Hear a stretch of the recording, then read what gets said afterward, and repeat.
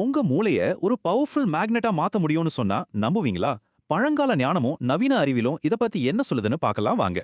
முதல்ல ஒரு சிம்பிளான கேள்வி. உங்க மனசு சும்மா துருப்பிடிச்ச இரும்பா இல்ல உண்மையிலே சக்தி வாய்ந்த ஒரு காந்தமா? சயின்ஸ் படி நம்ம மூளைக்குள்ள ஒரு நாளைக்கு சுமார் 60,000 எண்ணங்கள் வருதாம். ஆனா இங்கே தான் ஒரு ட்விஸ்ட். அதுல 95% நேத்து வந்த அதே எண்ணங்கள் தான். அதுலயும் 80% நெகட்டிவா தான் இருக்கு. இது காந்த சக்தி இல்லாத ஒரு இரும்பு மாதிரி தான்.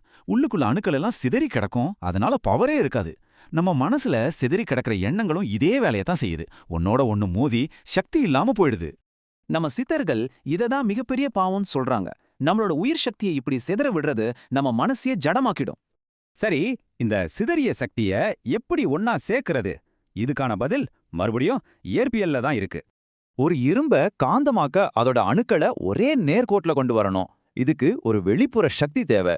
நம்ம மனசுக்கு அந்த வெளிப்புற சக்தி எது தெரியுமா? அதுதான் ஒருமுனைப்படுத்தப்பட்ட கவனம். சிம்பிள். இதத்தான் நரம்பியல் நிபுணர்கள் நியூரல் கோஹரன்ஸ்னு சொல்றாங்க. அதாவது மூளை அலைகள் குழப்பத்திலிருந்து ஒழுங்குக்கு வருது. திருமூலர் இததான் செப்பாம் செய்தல்னு சொன்னாரு. மனச சரி செஞ்சா வேற மந்திரமே தேவையில்லையா? இப்படி மனச சீரமைச்சா என்ன கிடைக்கும்? லேசர் மாதிரி தெளிவு, அளவே இல்லாத ஆற்றல், முழுமையான உணர்ச்சி கட்டுப்பாடு. உங்க மூளை ஒரு சூப்பர் கண்டக்டரா மாறி பிரபஞ்சத்தோட அதிர்வெண்ணோட கணக்காகிடும்.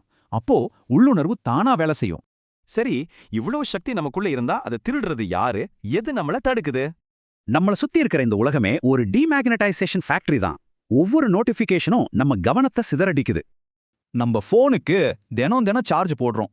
ஆனா அதே ஃபோனு நம்ம மூளையோட சார்ஜை திருடுறத நம்ம கவனிக்கிறதே இல்ல. இதுக்காக நீங்க காட்டுக்கோ மலைக்கோ போக தேவையில்ல.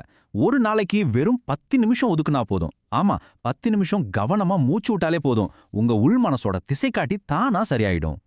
அதனால அடுத்த தடவை நீங்க ஃபோனை ஸ்க்ரோல் பண்ணும்போது இதை மட்டும் யோசிங்க. நான் மனசோட காந்த சக்தியை ஏத்துறேனா இல்ல இறக்குறேனா?